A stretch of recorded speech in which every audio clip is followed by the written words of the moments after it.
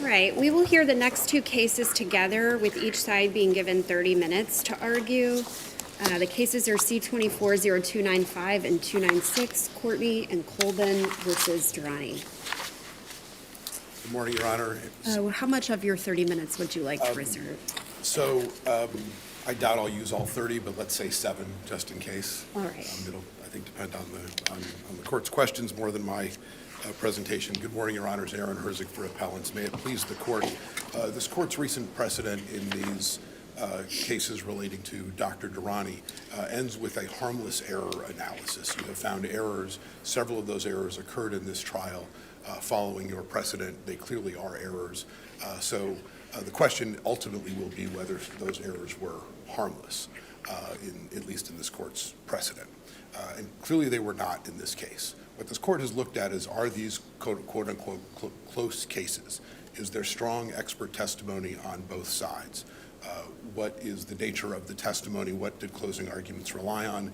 Here, as you read the record, you'll see that both with regard to Mr. Colvin and Mr. Courtney, who were tried together, which is one of the errors we assign, these were close cases. In fact, both plaintiffs get better after surgery. Mr. Colvin goes from a 9 out of 10 pain before surgery to a 4 out of 10 pain after surgery. Mr. Courtney is able to get off some of his medications and start back to work. Importantly, too, neither plaintiff followed post-trial recommendations, post-surgery recommendations from their physicians. They did not engage in the physical therapy and rehabilitation necessary to fully recover. There was competing evidence, though, wasn't there, about whether physical therapy would have helped them at all?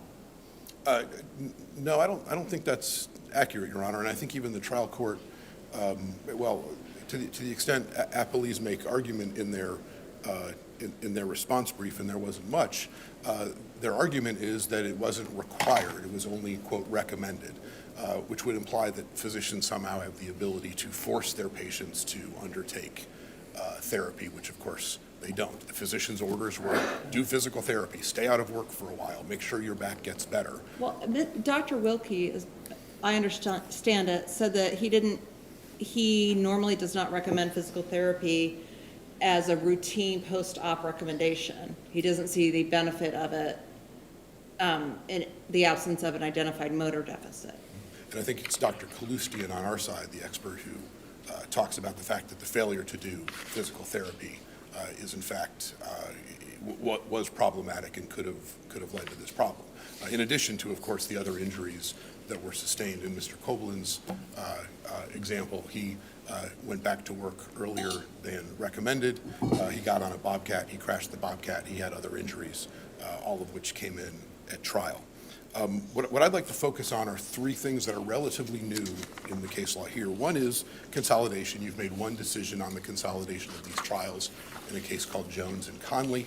The second issue is the comparative negligence instruction, which we believe should have been given here. That's a new issue for this court. And the third is, you mentioned Dr. Wilkie. Dr. Wilkie's ineligibility to testify because he no longer practiced medicine clinically for 50% of his time. So with your permission, I'll start there, and then if there are questions about the other issues, I'm happy to address them. I think you had said that you believe Jones was wrongly decided. Yes. And I would love to hear why. Sure.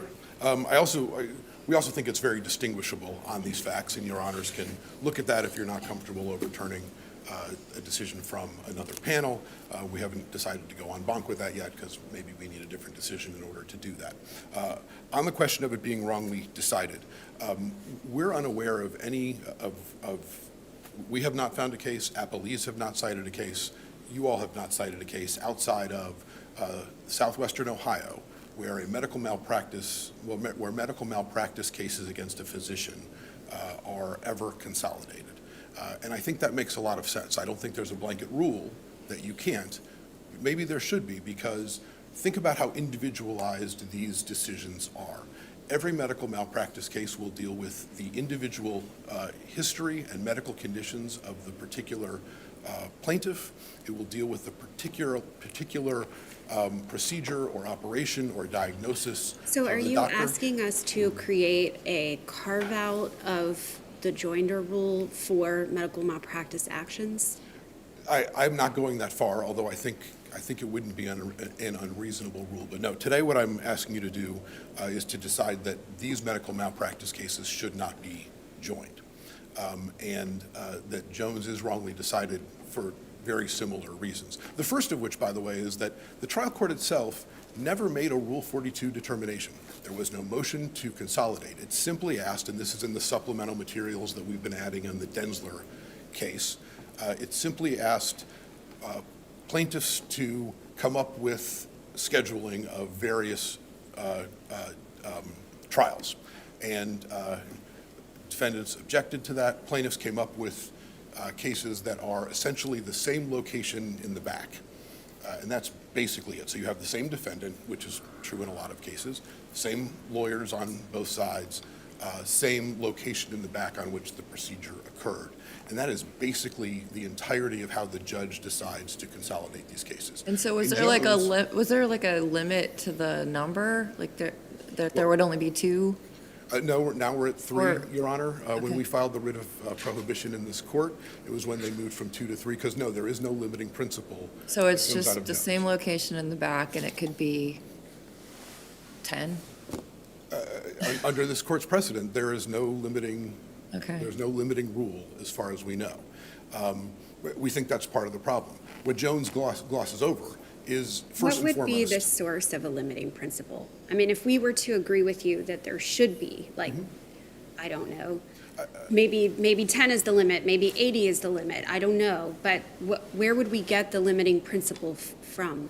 So I don't think there should be a limiting principle based on the number. The limiting principle should come from Rule 42 and what are common issues of law and fact. And what I would submit to you is that that's awfully hard to find in a medical malpractice case because of the individualized nature of medical treatment for the individual person receiving that treatment. Imagine colonoscopies. One doctor does hundreds of colonoscopies every year. Same part of the body, basically the same procedure. In fact, it's preventive medicine. A lot of insurance covers it. Every person over, I think now 45 is supposed to get one every 5 years. So there are hundreds of them per physician. Not everyone has a perfect outcome. So under the Jones analysis, a plaintiff's attorney could wait to gather up a couple of colonoscopies every year from any particular physician and bring them in a single trial based on the facts that we have here, because it's the same part of the body and the same procedure. And why would that not be a common fact under Rule 42 and the Rule 42 case law? Why is a medical procedure and this carve-out that you're describing, why can that not be a common fact? Well, I think part of the reason why you don't see that in the case law is that all of the other, even if you have, it depends on the level of generality at which you're going to work. At some level, every tort case has common law. Every negligence case has the common law of negligence, so that's a common law. Every fraud case is going to have a common fact of a statement that someone reasonably relied on. We have no history in American jurisprudence of being able to pull together every fraud claim. So that level of generality is obviously too high. We think the level of generality here was also too high because because of the individual, it's really a sense of the individualized nature of each of these things outweighing what the common law So and are you facts then are. proposing, I mean, it seems that we're inching towards a class action type standard. Are you proposing that we should be scrutinizing this common question of law or fact through more of a class action lens? I think they're not dissimilar, Your Honor. I think when you start to read cases about common questions of law and fact, they're not dissimilar. So it's a different rule, but a similar lens. So you told us why Jones was wrongly decided, Yeah. but how is it distinguishable? Sure. Thank you. I would, again, part of, I think, the thing in Jones that needs to be corrected is the failure of requiring the trial court to do the analysis in the first part, and we think that's reversible on its own. This court shouldn't be making the Rule 42 analysis in the first instance. That should have been the trial court, and there isn't one. Why are they different? What this court found in Jones and Conley were very similar, similarly situated plaintiffs with similar histories, and then similar procedures. You relied on the same experts making the same testimony. Here we have really very different plaintiffs. Mr. Koblin injures his back in 1988 playing and is no longer able to play baseball as a high school student. So back in high school, injures his back, re-injures it in 1989, continues to have problems for many decades, tries lots of doctors, different conservative care.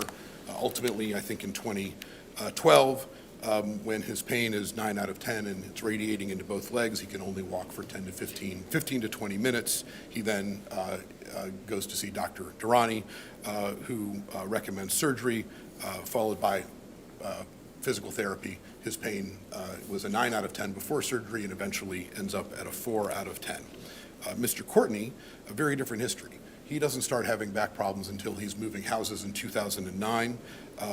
He falls and passes out in 2012, goes to see Dr. Durrani, has one injection for So pain. where do these differences that you're identifying factor into the Rule 42 analysis? Because by its plain terms, the rule directs us to look at common questions, not different questions.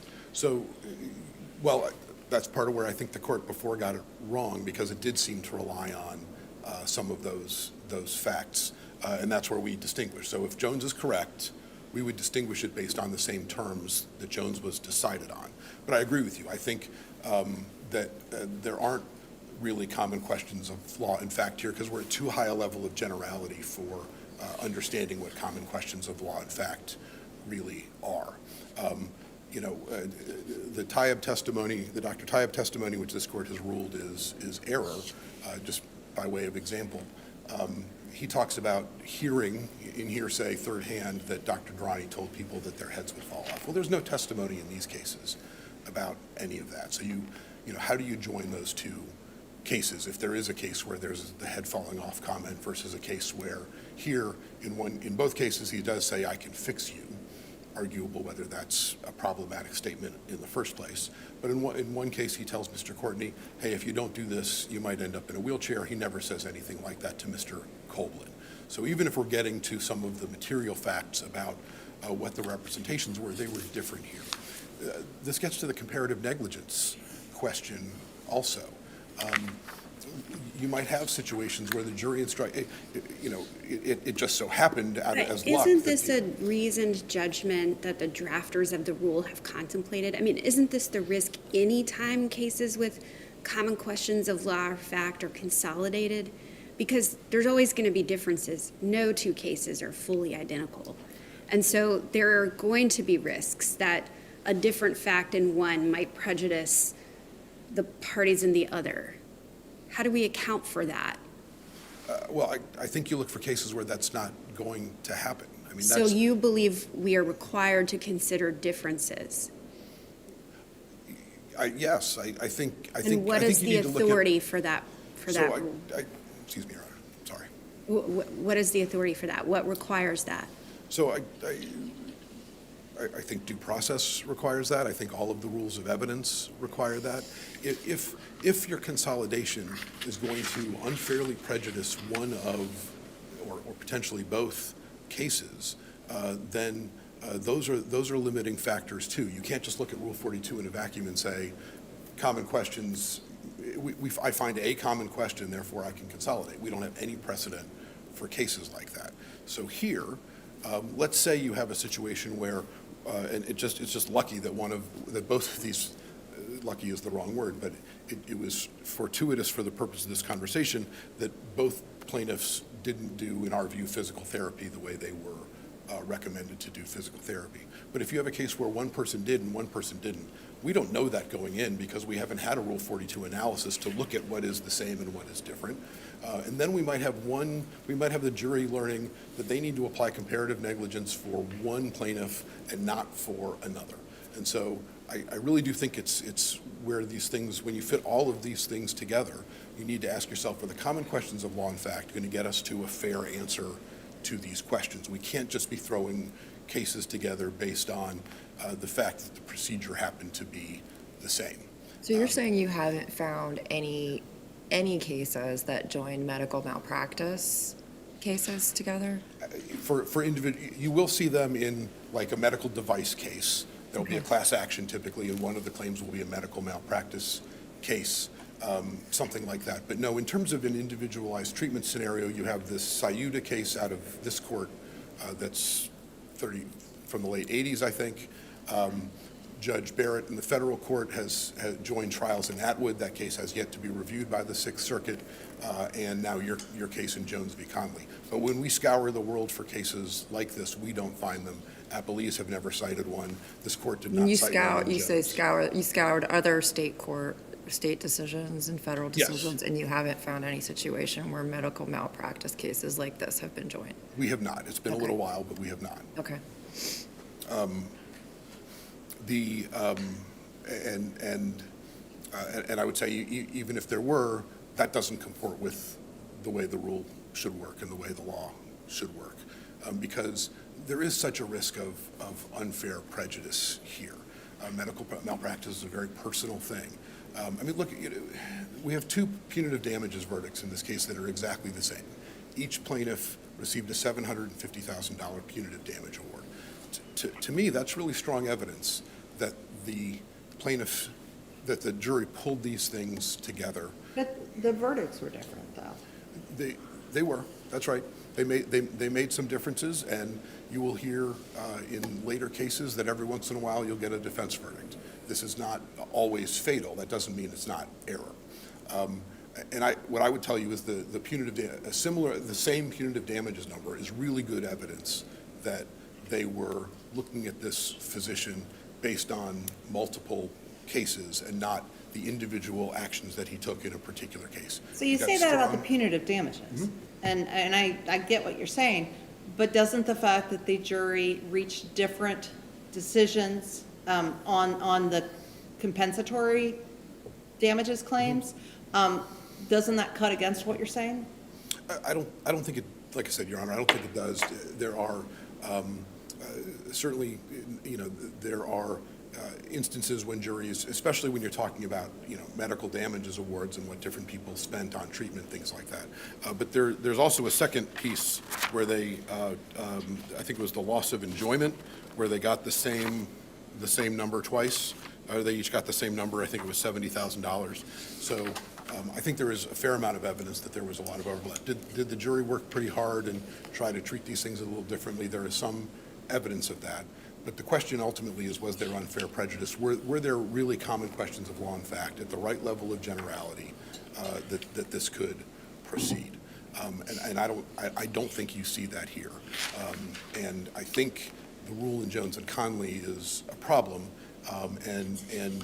Even if you were to decide that this case was similar to Jones and Conley and these two plaintiffs were similar enough, I would still argue that I would not follow Jones and Conley. I think we need a different rule for consolidation in cases like these.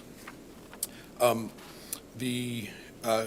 like to spend a minute on comparative negligence, the comparative negligence instruction, because that is new in these cases. Well, comparative negligence. Could you speak to what evidence in the record, from your perspective, established that the plaintiffs, what I'll just characterize as failure to fully complete physical therapy, caused their continuing pain and immobility? Well, so that would be a jury question if they were allowed to consider it in terms of the instruction. We have testimony from the expert witnesses on that point, and we have direct testimony from them that they did not complete the physical therapy. It was recommended by their physician. They chose not to proceed with that. And in fact, Mr. Koblin went back to work and injured himself on a Bobcat right away. So it's awfully difficult to see how his actions, instead of resting, instead of doing physical therapy, sustaining a new injury, weren't something a jury should have considered in the comparative negligence instruction. Would your experts have had to be more explicit that the plaintiffs would not have suffered but for their decision not to pursue physical therapy? I mean, I don't know if your experts even got to that question. They just said, yes, it was recommended, they should have done it, but does there need to be some sort of proximate cause? I don't think so, Your Honor. I think, and I think the jury could have inferred that in any event if they were instructed. If they were instructed, hey, if someone doesn't follow doctor's orders, that's something you need to consider in your verdict. I think they had sufficient evidence to do that. To make the jump between somebody did this and it caused this, I mean, that doesn't seem like an inference that a layperson can make. So I think when you read the entire transcript, my read of the entire transcript is that there was sufficient evidence for them to understand and do all that, and we of course argued that. How would the jury have known? Can you point me to what someone would have said to enable the jury to make the comparison between what the plaintiffs were saying was a surgical failure or surgical problem that contributed to their long-term pain and immobility versus something that they did that contributed to their long-term pain and immobility? Well, again, I'll mention the expert testimony saying that they should have conducted the physical therapy.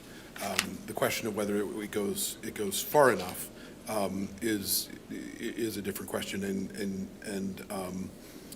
you're right, Your Honor. So I'm looking at the instruction again. The instruction we proffered was that it contribute as a proximate cause. So that I think that answered the question you were asking for, and we think the evidence was there for the jurors to reach that conclusion. Because you have the fact, I mean, including the injuries that occurred afterwards. I mean, at that point, you have, I think, a very obvious understanding for jurors that, hey, wait, something else might have caused this continued injury. So that's what I would point to. And you know, look, we think reversal makes sense to put that instruction in, have a fair trial with each individual plaintiff, and let a jury decide whether in fact there was comparative negligence or not. The last issue I'd like to spend time on, because I think the court has basically addressed the others as errors already, is Dr. Wilkie's not being qualified to testify under Evidence Rule 601. In Johnson v. Abdullah, which started in this court and then was affirmed by the Ohio Supreme Court, it was very clear that under Evidence Rule 601 in place at the time of this trial, Dr. Wilkie had to be practicing clinical medicine for at least 50%. If we agree with you on this point, do you agree that the amended rule would apply on remand? I haven't thought about that, Your Honor.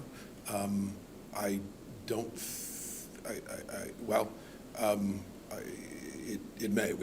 I have not thought about whether that would apply. Is there evidence in the record as to what Dr. Wilkie's clinical practice standard was as of the time of these surgeries? We wouldn't dispute that at the time of the surgeries he was practicing medicine. This comes up because he stops. He meets the standard, right? Yes. He meets the standard as of the time of the surgeries, just Yes. not as of the time of the trial. Right. But I don't think this court could decide not to reverse because the statute, because who knows if it gets amended again before whatever date this trial happens. So I think. But if it applies, then Dr. Wilkie would be qualified to testify on a retrial. Potentially, yes. I haven't thought about it enough Right. to know for sure and to think about it.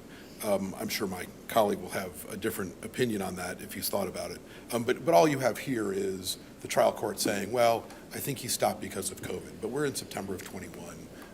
Life is basically back to normal, certainly in the healthcare field in September of 21.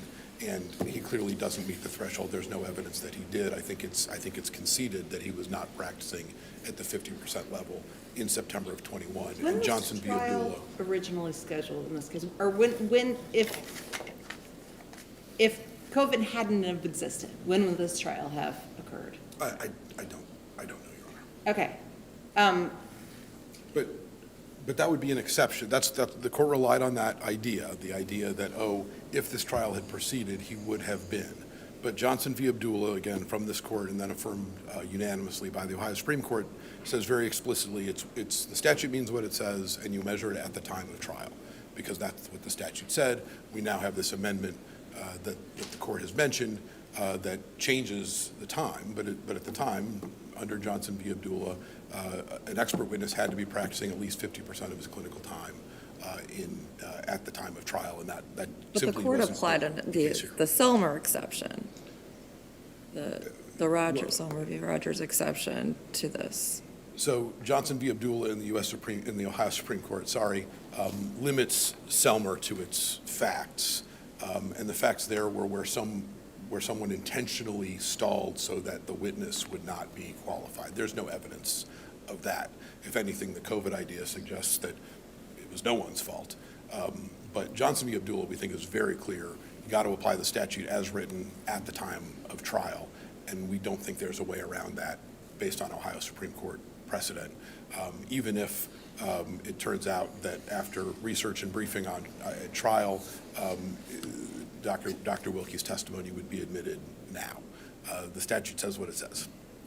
So if we agree with you and if we rule that Dr. Wilkie was not qualified to testify, it seems like a lot of the elements would be a lot more difficult to find absent that testimony. So if we agree with you, do we just send it back? Yes, Your Honor. I think that would still, I think when you're looking at the errors here, you're really talking about a new trial at that point. So, so Dr. Wilkie's testimony was not duplicative then of Dr. Saini or Dr. Taib, correct? Correct. And Dr. Taib's testimony, we think, should be excluded under this court's precedent already. I think, and I didn't get into all the jury instruction that this court struck down in Jones, the Taib testimony, which I think is Stevenson and Hounshell. We have a number of errors here. In that situation where there is a close case where patients have gotten better, this court has reversed for a new trial. We think that's appropriate here. We think these errors clearly weren't harmless. Appellee offers no argument in their brief as to why the errors were harmless other than to say they were. And so I think based on that record in this briefing, this court should reverse for a new trial. And Counsel, you're out of time. Thank you. Thank you.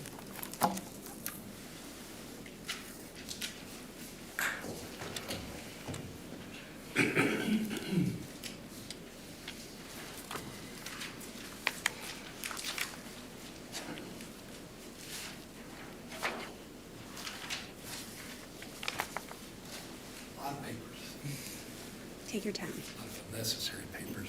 I feel like I need my crutches, Alan Snapman and Ben Moran here on behalf of the two plaintiffs. Good morning, everybody. And I think that I can answer a lot of the questions that you seem to have by going through a punch list that I just made while you all were talking. First, I'd like to point out that we've gone through 124 trials over the last 5 years with about a year off for COVID. And the plaintiffs win 78.8 or 9% of the time prior to the cases that have been reversed and retried. Those are 9 cases that have been retried, 7 of which have been plaintiff wins for just about the same percentage with the evidence that was pulled out by the Court of Appeals decisions. So whether Taib testifies or not, the plaintiff is still winning 80% of the time, for instance. The simplest one to address first is Dr. Wilkie.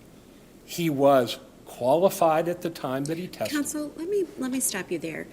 What I hear you to be advancing is a data-driven analysis of the harmless error question. Is that a fair summary of what you've just shared with us? Well, that would be a fair summary of what I just said. It's not the only thing that I'm going to say as we Sure, go through it. sure.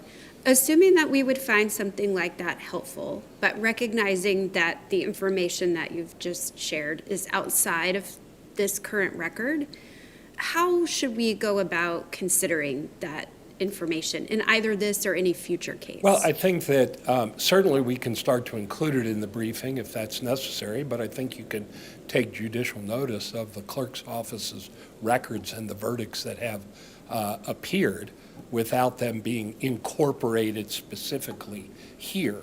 Is that something that you're asking us to do? It certainly would if you would find it helpful.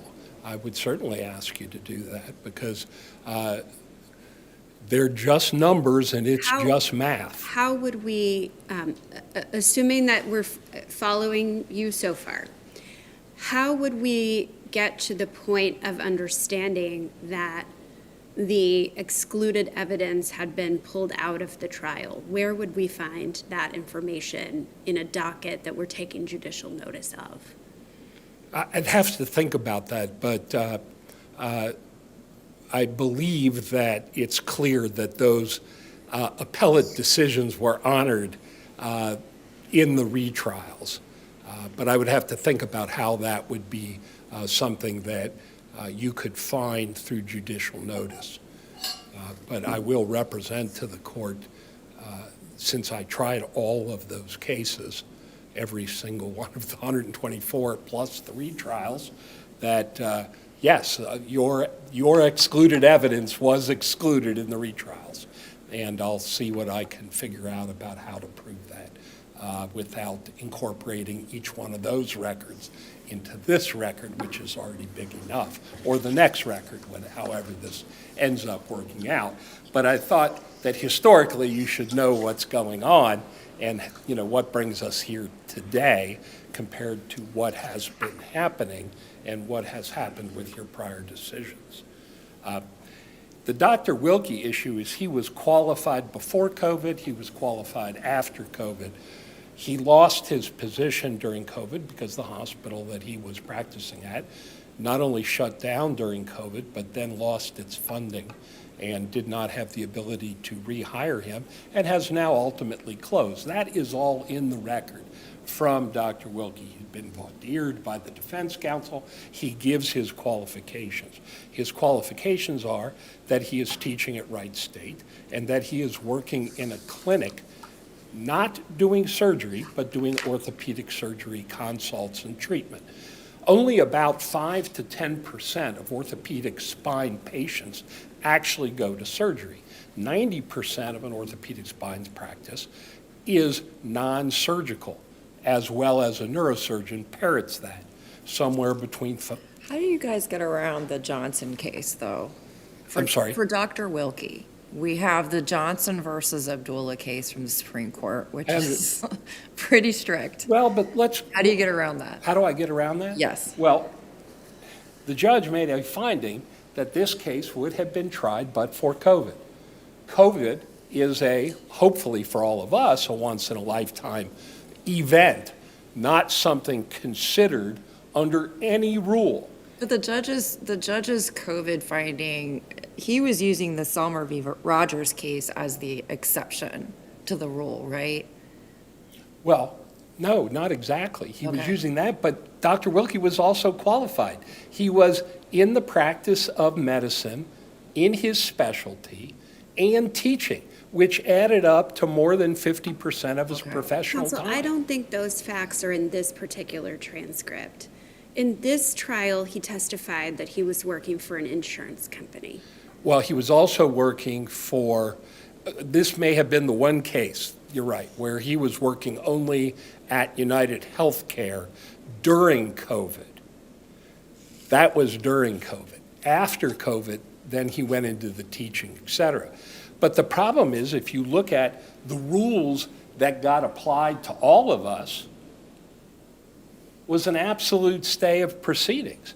But wait, I just want to understand where you're coming from. Are you saying that there's evidence in the record that Dr. Wilkie complied with the rule, or are you trying to get around the rule? I think Her Honor pointed out that that was during the exact COVID time where his only job was United Healthcare. So that's this case? Which doesn't qualify him under the rule, For this case? except that we have COVID, we Okay. have due process, and we have the fact that the Supreme Court stayed everything, including statutes of limitations in many cases. So to say that we can take the Abdullah case and just wholesalely apply it to a, what was it, 118 years since there had been a pandemic So that you, shut down the you world? essentially want us to create a COVID exception to Johnson. I think it's an obvious exception that should be created by all of the courts, just like the Supreme Court tried to fashion rules to stay litigation and bring that litigation And back. why should we do that? Could you help me understand why we should do that for September of 2021? I mean, perhaps we could consider, I don't know, the March 2020 time period when the world is all but shut down. But why would we do that for September of 2021 when Because- things like jury trials were occurring? Because that trial would have occurred but for COVID, and that was a specific finding of the judge. Was there a trial date scheduled that got postponed? I would have to go back to the trial, but the judge's belief was that this case would have been tried during COVID. You also have to remember that COVID came up at a time that we were coming towards the end of the schedule and starting a new schedule. So these schedules are not January 1st to December 31st, for instance. We may have a schedule that goes to March 30th, and then we've got to do the next schedule. And I did hear counsel talk about plaintiff proposing a schedule. Those are what we do. We were told to group them under the rule standard. Counsel, I know you've referenced the standing order that was put on by the Ohio Supreme Court that kind of paused our legal system in the height of COVID. But is there any other authority that you can direct us to where, in retrospect like this, courts have set aside some kind of rule or principle or precedent on the grounds of COVID? Is there some authority that we can look to or some analog or something to give us security in creating this COVID exception to Johnson? I did not look to see what others did. It appeared at some level to be obvious in terms of due process for the litigants that given the fact that the pandemic brought everything to a halt, and the judge found that this would have been a case that had it been tried during the COVID period of stoppage, he would have been qualified. The judge felt pretty strongly about that. Additionally, given the fact that the court has amended the rule, which ends up putting it right in that view that Judge Reese had, if you reverse it,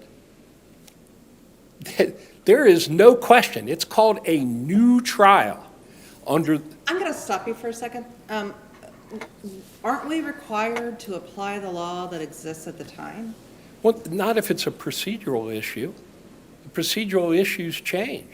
And the issue related to the qualification of the doctor is at the time that he's testifying.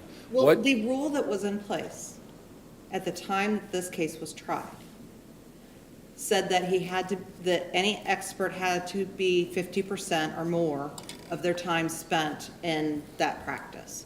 That was the rule at the time. Are you saying that we should apply a different rule? It's a new trial. No, I'm saying us right now, sitting where we are right now and reviewing what happened Oh, in the okay, trial. I see what you're saying. I believe that you can use it as a reference which is what you were asking me, where in COVID is there a reference? Well, we don't have a COVID reference, but we have a change in the law reference that says we're looking at doctors that were qualified at the time of the surgery, not at the time of their testimony. So I think that logic would dictate that you could do it, but if the case is reversed, the rule is going to be what the rule is now. I understand that. At that trial.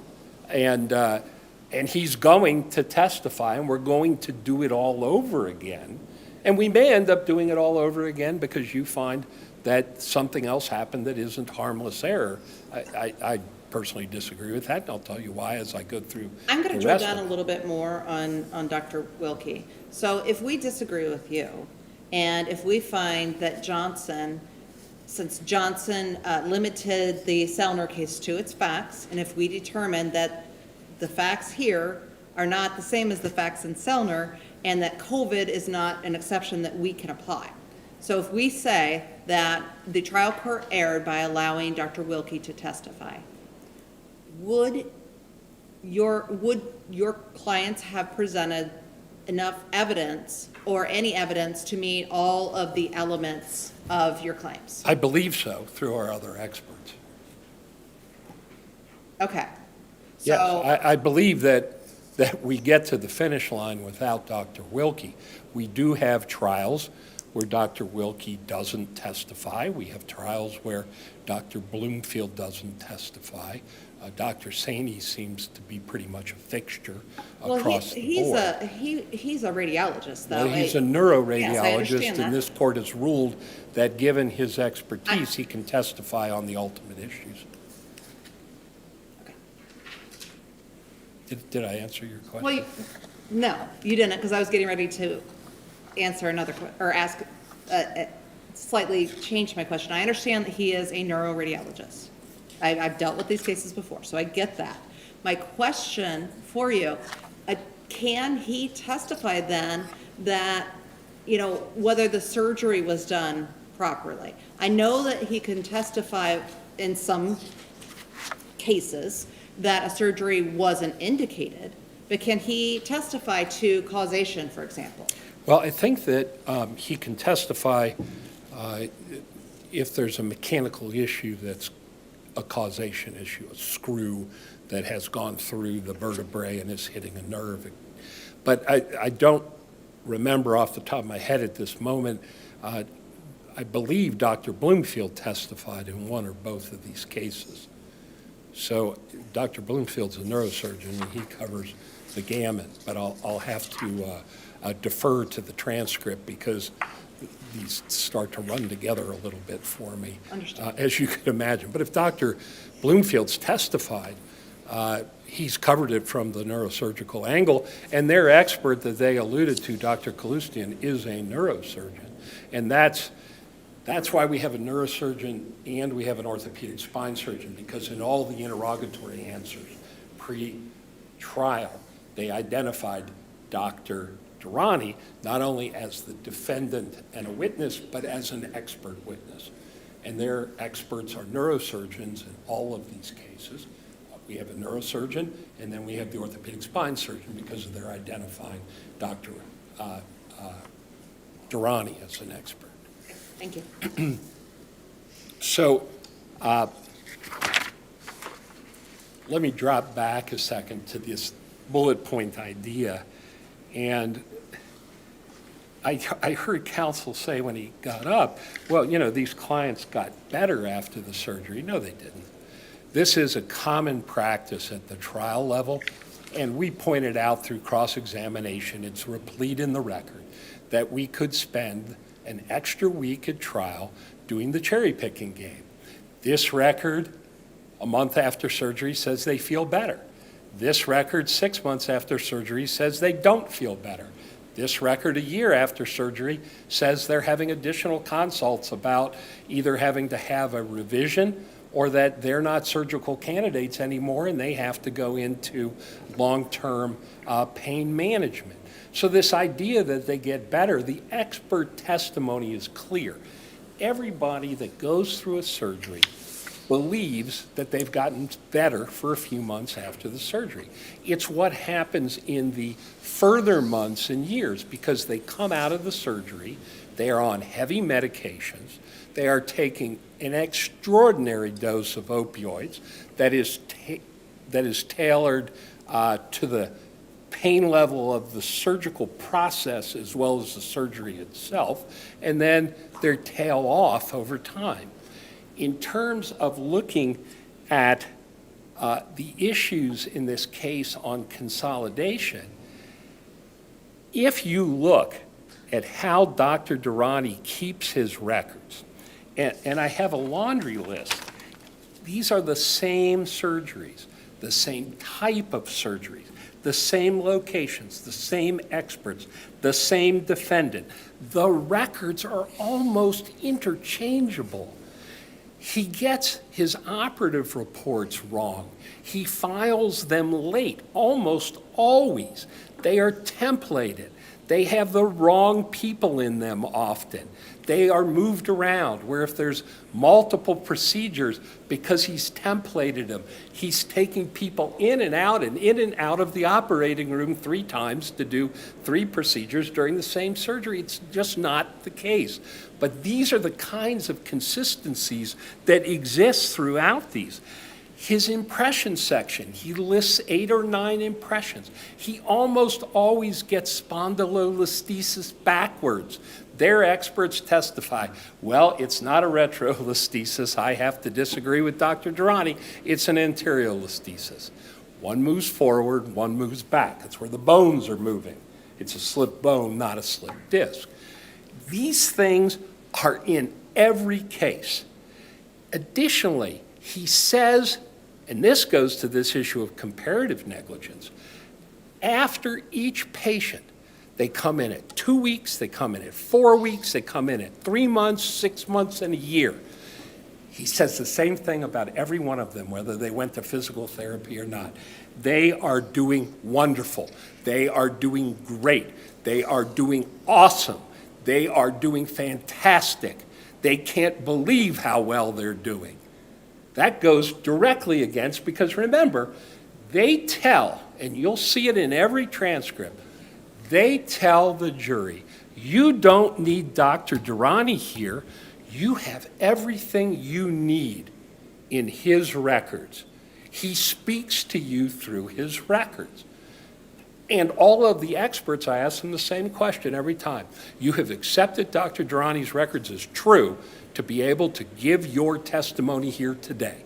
Well, if they've accepted them as true, they know whether these people went through physical therapy or not, that they are doing awesome. They are doing well. They are doing fantastic. They are using all those adverbs and adjectives and comparisons that Dr. Durrani makes, because he's never had a surgery where he says after the surgery, you know, they're not doing well because I can't get them to go to physical therapy. It's not in any record.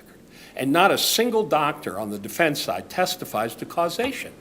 They don't say anything about, here is why they are not getting better. You get better with sciatic nerve pain, not only because we've released the pressure, but these exercises are designed to get the nerve moving through the foramen again, and without it, things won't heal properly. There's nothing like that anywhere in these records that would support it. And I would argue that it is very difficult, if not impossible, and that's why you never see comparative negligence in these cases. You're taking professional negligence, and then you're going to compare it to the ordinary negligence of a non-educated patient who is relying upon everything their doctor is telling them. And even though they want to differentiate between what's recommended and required, every time he mentioned post-surgical physical therapy in this courtroom this morning, he said the recommended. He didn't do the recommended therapy. Nobody criticized them for not doing it. Sometimes they can't do it. Is there any testimony in the record by any witness that would explain causation in terms of the purported comparative negligence. So No. did anyone say these two individuals continued to suffer, they continued to have mobility issues because they didn't go to physical therapy as recommended? Nothing, devoid. How do you address the, also the argument of subsequent injury that happened to these plaintiffs? Well, first of all, no one relates that subsequent injury in any level of preponderance for a jury to have decided that that disrupted the surgery itself. This is another recurring theme.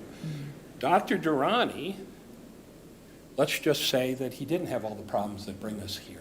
His goal is to get this person back to as normal a life as they can.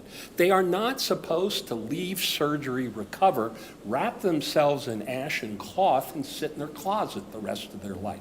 They are going out to live their lives. I thought the argument was, and correct me if I'm wrong, that they went out and they started doing this active stuff before they should have, That's their representation about the Bobcat, right? but there's no causation.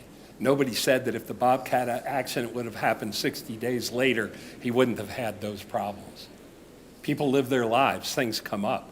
We have patients that fall. So if they had an expert that would testify on that type of causation, whether it be the physical therapy or the subsequent injury, then would you agree that the comparative negligence? No, I don't agree that in a professional negligence case that you're going to have comparative negligence. Ever. Whether Okay. it's we're going to compare me to my CPA. I'm not a CPA. I've put myself. Well, and wasn't aren't these claims, the crux of them is that the surgeries shouldn't have happened in the first place?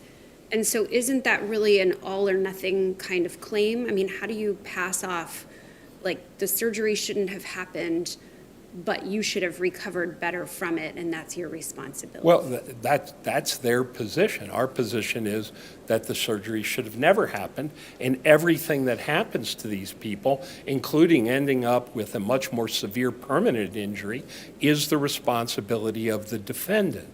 So you're right, it's hard to compare those apples and oranges in a comparative negligence setting, because one of the arguments that is made. Let me rephrase my question just to make sure I understand. If a plaintiff who, let's just, for the sake of argument, agree, the plaintiff receives an incorrect surgery, they should not have received the surgery. If they make a mistake in how they recover, they make a poor choice, they don't follow the doctor's recommendation, are they responsible? Are they legally responsible for that choice? Or is that choice attributed to the professional who incorrectly performed the surgery? It's absolutely attributable to the professional, because they would have never been in a position to disrupt the unnecessary surgery they went through and have an accident that broke a rod or a screw or pulled their fused spine into a pseudoarthritic condition, meaning that it's no longer fused. The plaintiff can never be the proximate cause of their own injury at that point. Not if it was an unnecessary surgery performed, and the argument they want to make is, hey, he had the surgery, we say he should have never had it, and now he's responsible to make sure he recovers exactly correctly from the surgery he should have never had, because he would never be in a position to exacerbate the issue that Dr. Durrani operated upon, the fixation of the spine. That's what they're talking about. They're talking about getting the maximum range of motion from Dr. Durrani having fused the spine, from having done a decompression. They're talking about recovering from the pain and the suffering over time. Well, they would have never had any of that. Now, he may have had that Bobcat accident and exacerbated his pre-Durrani condition if he had never had that surgery, but we won't know. That's completely speculative. And no medical expert helped the jury understand that question, right? Well, I think they do, because our experts testify that they shouldn't have had the surgery, that the surgery is the proximate cause of their injury, that when they have to have a revision, they would have never had to have a revision but for the first surgery, and they would have never had to worry about injuring the surgical site had they never had the surgery. Those are all the issues that you're bringing up, and those are all testified to by all of our experts. I mean, the whole case, when it comes down to like the billing, is that the second and the third surgeries for revisions, those bills would have never happened but Did that for... happen in this case? What's that? Were there multiple surgeries on these patients? No, I'm just saying that those are the issues. She was asking me a generalized question about, would you ever be in a position where it would occur? And so I'm just saying that that is all part of how those things are presented by the experts in each of the cases. And so, yes, we cover that in every case, that everything that happens after Dr. Durrani's surgery that exacerbated the pre-existing condition is on Dr. Durrani, because he chose to do a medically unindicated, unnecessary surgery according to our expert testimony. Their expert testimony is that it's indicated, and then the jury makes a decision as to what they believe and what they don't believe. So, going back to the Rule 42 analysis for a second, as I said, the records are interchangeable, the same claims, the same jury interrogatories, the same jury instructions, other than changing she's and he's and names. And they talk about the different medical histories of the patient. There is testimony in every record where they want to try to bring up the medical history. Sometimes they go back 20 years. The problem is Dr. Durrani never looks at pre-existing medical records. He didn't look at pre-existing medical records in these two cases. He has never looked at them in 122 other cases. So this idea that they came to Dr. Durrani through different roads. Does difference even matter under Rule 42? Are we even directed to look at differences in No, the I think factual background? You're looking at whether there are enough similarities to consolidate. And this talk about where outside of southwestern Ohio do you see consolidation in medical malpractice cases? Well, other than Texas, and the only reason I know about Texas is Dr. Death on Netflix, who was a doctor butchering up people in Texas, and he did the 125 or 126 patients, and they did a series about it. Where do you find 540 malpractice cases against the same doctor? Now, where there were 7 in the case that this court decided, they consolidated them. And that was Is there any limiting principle to this? So your opponent has argued that there has to be some limit. That Well, we I can't think- just be, adding people's cases together ad nauseum, and that there should be some limitation on this. The Is there? limitation needs to be left to the discretion of the trial court, and I'll tell you why. Judge, I've now tried Durrani cases in front of half a dozen different judges. Judge Reese, who is now pretty much it, we're not getting differences, has determined that 3 is kind of the limit. He feels from talking to juries after the trial and from sitting through more than 50 trials himself, that 3 seems to be the place that works. Because it gets hard to differentiate at that point? Is that why? Well, he's always concerned about that, and he asks the jury about it, but it's not on the record when he does. They have notes. This is all on the record. The notes are divided into sections for the 3 different trials or the 2 different trials, and the jurors keep track of all that. And I think you all pointed out the proof is in the pudding. They come back with different verdicts. You know, one case that I tried recently, one was 200 and some odd thousand, another was $1.9 million, and another $1.4 million, and another was 2.4, all in the same trial. Well, then What about your opposing counsel's argument that looking at the punitive damages being exactly the same? You took the words right out of my mouth, because that was going to be my next statement. Of course they're the same, and you know why? Unnecessary surgery. Convincing people to have a surgery that is not necessary, putting them through the surgical process, and then having them not only live with the disability that the surgery creates, because all spine surgery creates injury and disability, because you've disrupted the spine. If you fuse the spine, you've lost range of motion. The more you fuse, the more range of motion you've Aren't lost. punitive damages really focused on the defendant's conduct and not necessarily the plaintiff's injury? I mean, they're designed to punish, right?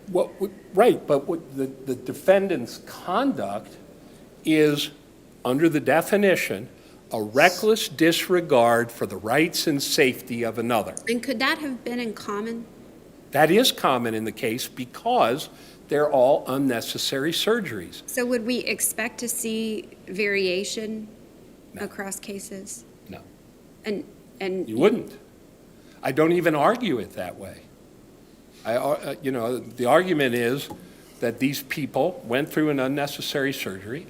Under the punitive damage statute, this is punishment for doing something intentionally wrong, and everything else that the jury instruction says about a message to the community. And we talk about the medical community, needing to know what happens when there's one bad apple in a bushel. They don't get to just act like the other apples. So yes, it's always similar. I think, the 180 some odd punitive damage awards are all identical. Now, the numbers vary, depending on what juries think is a lot of money or not a lot of money in Hamilton County. I mean, it can be as low as, $50,000 and as high as, I think, 15 or 18 or 20 million, just depending on the circumstances, the egregious nature of what they think they've determined and seen, et cetera. Now, I'd like to, Counsel, you're out of time. okay, Thank you very much. can I just say one thing? Go ahead. You were talking about class action cases, and I've done 50. The courts are usually looking for something more than 30, 35 together. And in federal court, we've tried 6, but it takes 6 weeks to try 6. So you've got to get jurors that'll stay for 6 weeks. And I think that's another consideration that Judge Reese has. Thank you.